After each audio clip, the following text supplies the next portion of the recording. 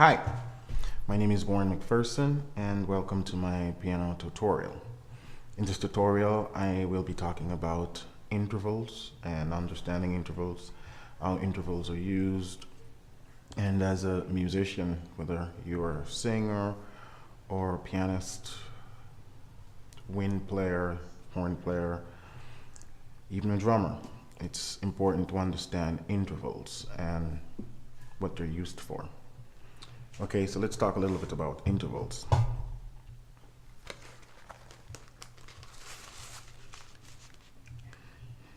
On the piano, the smallest interval there is called a half step or a semitone. You might hear both terminologies, half step, semitone, they're the same thing. And this is the smallest distance on the piano. If we go up here from C to D, this interval is called a second. And an interval is basically the distance between any two notes. That's how we measure distances in music. Intervals. The relationship between two notes is called an interval. So this interval is called a half step. This is called a whole step. This is called a minor third, major third, perfect fourth, augmented fourth, perfect fifth, augmented fifth, major sixth, minor seventh, major seventh, and octave. And an octave is basically the same note repeated at a higher pitch or a lower pitch. It's an octave. Okay, so I kind of went through that a little fast. Let's slow it down and talk about each interval. So the smallest distance we have, a half step, is also called a minor second.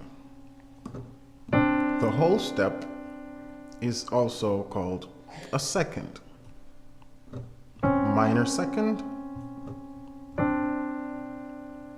second, or major second. A minor third,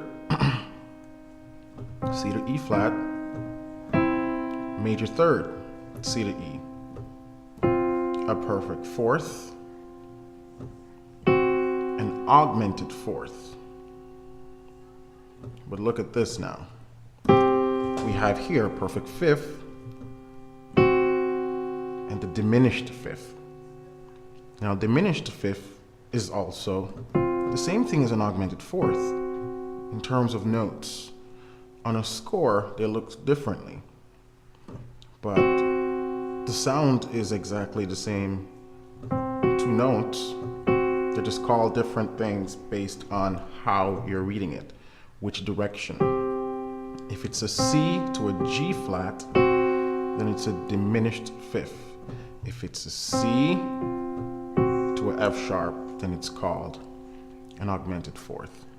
And this whole thing is called enharmonic equivalent, basically where one note or an interval can have two different names.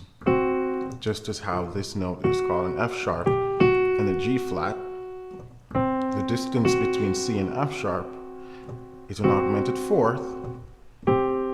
C to G flat is a diminished fifth. They look the same way, but it's all about direction. Now here, this is called an augmented fifth, or a minor sixth. Again, same note, but on a score it would read differently. An augmented fifth would read C to G sharp. A minor sixth would read C to A flat. This interval is called a minor second. Sorry, not a minor second. A minor seventh, from C to B flat. Minor seventh. And it's also called an augmented sixth, if you will. but you probably won't see that. They would call it a minor seventh and major seventh.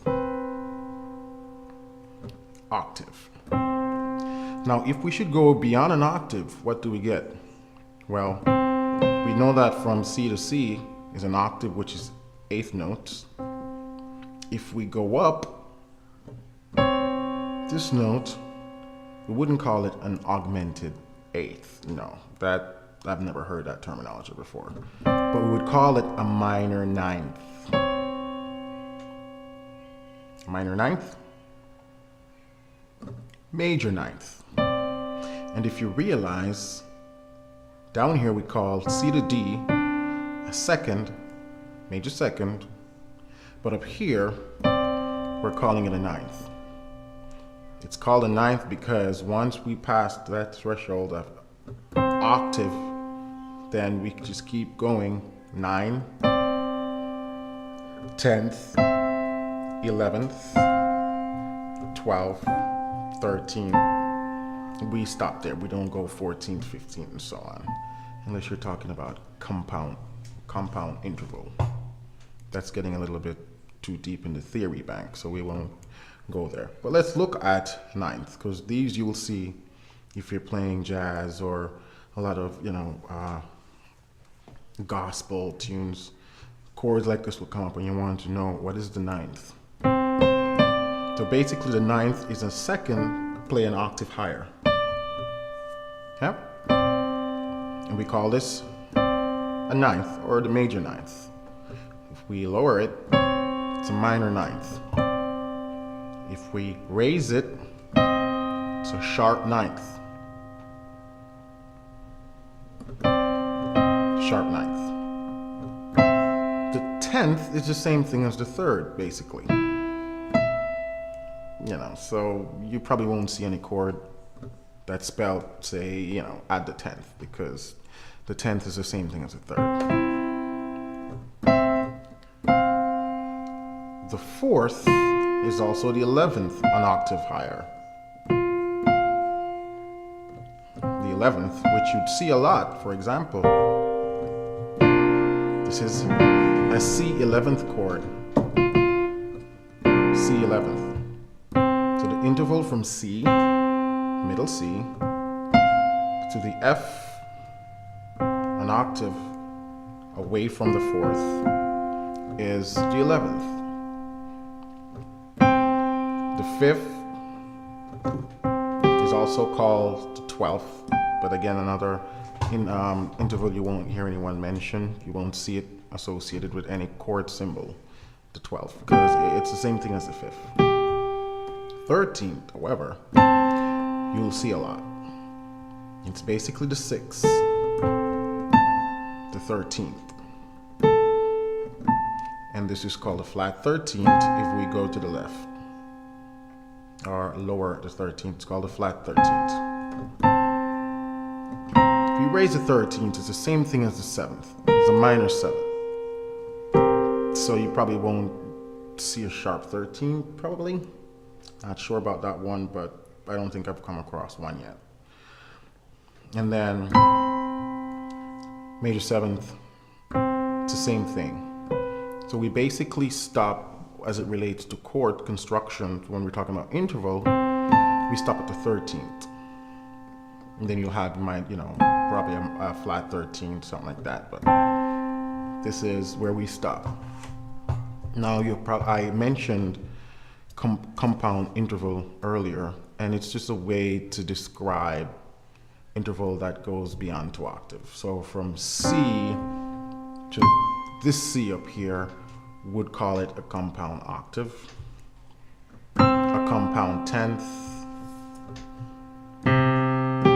a compound, this would be a compound 9th, or you can say a compound 2nd. Compound 2nd would probably be the most used term, or a compound